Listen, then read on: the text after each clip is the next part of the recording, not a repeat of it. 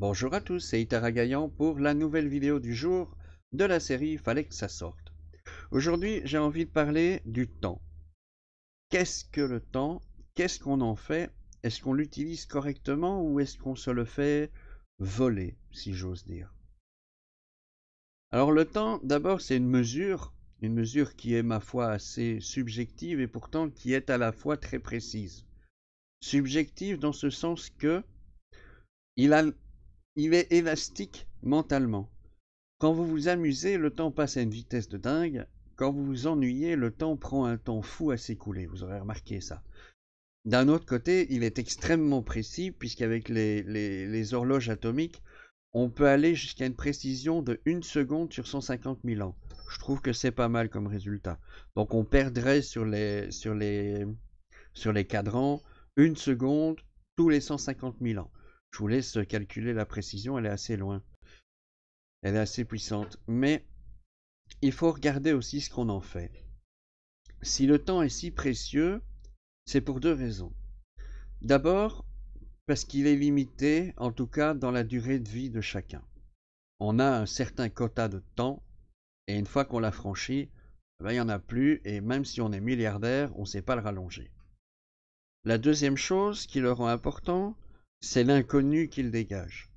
Dans ce sens que personne, à sa naissance, à contrario du film dont j'ai oublié le titre, ne sait exactement combien de temps il a à vivre. Je parle du film où il y a un compteur sur le bras avec le temps qui reste à vivre, mais encore une fois, dans ce film-là, il pouvait acheter du temps pour prolonger la vie. Ici, c'est pas tout à fait le cas. Donc j'ai envie de dire que c'est quelque chose de très précieux, et donc je pense qu'on a tout intérêt à l'utiliser d'une façon qui, qui lui rend sa valeur, qui nous permet de se rendre compte de la valeur qu'il a. Et j'ai un petit peu l'impression que c'est plus tout à fait le cas maintenant. Maintenant, tout est une question d'argent, malheureusement. Et donc, on relie le temps à l'argent, ce qui pour moi n'est pas une valeur en soi.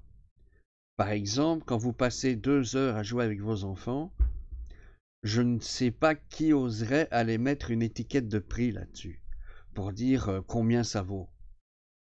Parce qu'il y a des calculateurs sur Internet qui permettent de dire, voilà, tu as tel âge, tu as tel job, donc ton taux horaire de temps vaut entre 25 et 30 euros pour toi et 50 euros pour ta, etc. Mais non, non. Mettre une valeur sur le temps, c'est dangereux. Comme si, allez, imaginons que j'ai un taux horaire de 30 euros, comme si jouer 2 heures avec mes enfants m'a coûté ou m'a rapporté 60 euros. Ben non, c'est, ça m'a rapporté des tas de choses qui font que ces 60 euros, c'est risible à côté. C'est embêtant. Et c'est d'autant plus embêtant que maintenant, dans la société actuelle, on veut faire de la microtransaction sur à peu près tout. Par exemple, quand vous allez dans un magasin, je vais prêcher un petit peu contre la robotique, mais je vais m'expliquer après l'exemple pourquoi. Quand vous allez dans un grand magasin et que vous faites vos courses tout seul, que vous allez à la caisse et que vous scannez vous-même vos produits, etc., etc., c'est pas pour vous faire plaisir qu'ils vous font ça. C'est justement pour gagner de l'argent de l'autre côté, parce que c'est du temps qu'ils gagnent à ne pas devoir payer un employé. Et donc un employé au chômage. Encore une fois, si tout le monde est au chômage et que la robotique remplace absolument tout le monde, ça peut être quelque chose de pas si mal. On perd pas forcément de temps nous-mêmes à le faire, puisque si c'est pas nous qui le faisons, c'est la brave dame qui le fait, et donc le temps est à peu près équivalent, à peu près. Mais ils font ça dans absolument tous les domaines. Par exemple, vous payez un voyage, soi-disant organisé, alors que, si vous réfléchissez bien, vous avez fait toutes les démarches pour eux. Donc c'est votre temps qui a été pris par rapport à un tarif. Donc tout revient constamment au niveau du fric. Et ça m'embête, parce qu'il y a pas mal de personnes, du coup, qui disent « j'ai pas le temps ». Pourquoi? Parce qu'ils savent que s'ils prenaient le temps, ça leur, ça leur coûterait, entre guillemets, parce que ça ne leur rapporterait pas autant que s'ils avaient fait une activité dite commerciale. Mais est-ce qu'on en est résumé à ça? est-ce qu'on est résumé vraiment à être des petits robots qui servent à rapporter des sous et rien d'autre? Il y a un pays qui a compris ça, c'est le Japon. Le Japon, par définition, par culture, c'est un pays où les gens adorent travailler. Je ne sais même pas si on peut dire adorer, mais ils en ressentent le besoin. Pour eux, pour être un bon japonais, il faut travailler beaucoup. À un point tel qu'ils font des heures sup, mais de fou. Mais il y a deux raisons pour ça. La première, c'est que culturellement, ils ont horreur de l'échec. Mais la deuxième solution, la deuxième raison, c'est aussi parce qu'ils sont très très mal payés au taux horaire et que donc, eh ben, malgré ce qu'on pourrait croire, ils vont peinard pépère pour pouvoir faire un maximum d'heures sup pour essayer d'arrondir les fins de mois de façon un peu correcte. Et jusqu'à peu, c'était pas trop repéré au Japon. C'est-à-dire qu'ils laissaient les gens travailler jusqu'à des minuit, 1 heure du matin, 2 heures du matin, sans surveillance. Tant qu'ils faisaient leur boulot, c'était bien. Jusqu'au moment où Korashi est arrivé. Korashi, c'est quoi? C'est le terme japonais qui signifie suicide ou mort à cause du travail. Ces gens sont à un tel point épuisés que le cerveau ne fonctionne plus vraiment bien et que la dépression arrive, que le burn-out arrive et que pour finir le plongeon du 50e étage, eh ben, il arrive jusqu'à 10 000 fois par an au Japon. Et quand je dis que le Japon a compris ça, c'est que maintenant ils sont occupés à restreindre les heures à tel point qu'ils coupent l'électricité, ils coupent Internet, ils coupent tout, ils coupent même les accès au building à partir de 18h30. Donc les Japonais n'ont plus le droit de travailler plus longtemps que ça. Pourquoi? Pas parce que ça leur reporte plus ou moins, mais parce qu'il y a deux raisons là derrière. La première, c'est que quelqu'un qui est complètement crevé, complètement hors service, n'est plus rentable parce qu'il n'est plus productif, il peut tomber malade et en plus il peut se jeter du plafond, enfin du sommet du building, et l'entreprise doit du coup remplacer le personnel et le former, ce qui leur coûte un pont. Mais le Japon a ceci de particulier que ça a été tellement loin qu'ils se sont rendus compte qu'en fait, ça coulait leur économie. Pourquoi? Bah, ils étaient tellement occupés à bosser, les petits Japonais, qu'il n'y en a plus un seul qui pensait à dépenser son argent. Eh ouais, ils prenaient juste le strict minimum pour bouffer, pour s'habiller, pour pouvoir aller bosser. Pas de vacances, pas de loisirs, pas d'achat un petit peu impulsif, c'était travail. C'était je me lève, je travaille, je me couche. Je me lève, je travaille, je me couche. Et donc, il n'y a plus moyen de dépenser des sous dans ce genre de monde-là. Et donc, ça coulait leur économie. Moi, ce que j'ai envie de dire, c'est il faut peut-être profiter de l'expérience japonaise pour que ça n'arrive pas jusqu'à chez nous. Que le Korashi ne propage pas ses tentacules jusqu'ici. On a déjà pas mal de cas de burn-out. On a déjà pas mal de cas de dépression. Mais si on veut vraiment aller aussi loin que les Japonais, eh ben on va avoir les mêmes problèmes que les Japonais. Ce que je veux dire par là, c'est qu'on est des êtres humains. On n'est pas des machines. On n'est pas fait pour travailler malgré ce que tout le monde peut essayer de faire croire en disant que tu n'auras pas d'argent si tu ne travailles pas.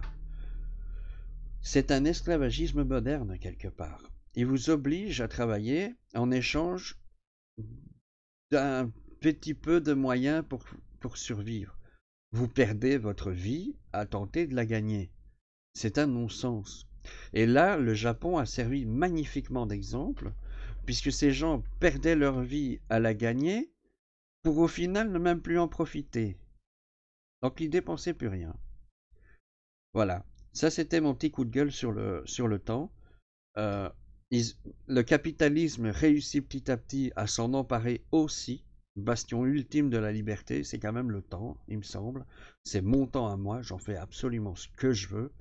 Eh bien non, c'est plus vrai à notre époque.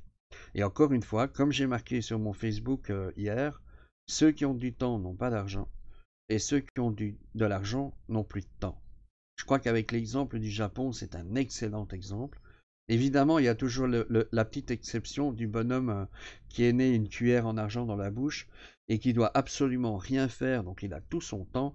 Et il a tout l'argent du monde grâce à papa qui a touché d'une façon ou d'une autre, soit aussi par héritage, soit par des arnaques, soit par des abus, soit par vraiment de la sueur du front. Ça existe encore, mais c'est de plus en plus rare. Mais voilà. Je voudrais savoir ce que vous pensez de notre gestion du temps. Est-ce qu'on gère le temps comme il faut, ou est-ce que petit à petit, il serait peut-être temps de se rendre compte qu'il y a comme un cheveu dans la soupe?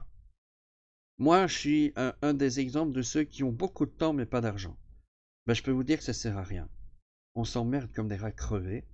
On sait pratiquement rien faire parce que dès qu'on veut faire quelque chose, il y a la tirelire qui résonne en disant faut payer, faut payer, faut payer. Pour à peu près tout, faut payer. Et ceux qui travaillent comme des malades se rendent compte à 80 ans. J'ai eu le cas avec mon ex-beau-père qui a fait un parcours professionnel absolument magnifique. Ex-beau-grand-père, je veux dire, je parle pas de Mario, mais bien du papa de la maman de mon ex-femme. Il a, il a accumulé énormément dans sa vie grâce à ça, et il vivait de façon très chiche jusqu'à aller s'acheter du café le moins cher possible, jusqu'au moment où on s'est parlé avant sa mort, et où il m'a avoué que je lui avais, à lui, appris quelque chose. De haut de mes 30 ans, j'avais appris quelque chose à un nonagénaire quand même, c'est pas rien. Il m'a dit, Olivier, je ne t'avais jamais compris, et je trouvais ridicule que tu dépenses de l'argent pour du futile, alors qu'il y avait de choses beaucoup plus importantes à acheter. À l'époque, j'avais un bon boulot et donc j'avais un petit peu d'argent. Et c'est vrai que je m'amusais à donner des cadeaux à peu près à tout le monde, à faire des voyages, à m'acheter des collections ou des choses que j'aimais bien, notamment dans le gaming. Et j'aimais surtout faire plaisir à tous ceux qui étaient autour de moi. Et cet homme, sur la fin de sa vie, a dit une phrase qui m'a bien noté, qui m'a bien marqué et qui m'a fait des frissons partout dans le dos, c'est maintenant que je suis où j'en suis, je te comprends, Olivier, et tu as raison.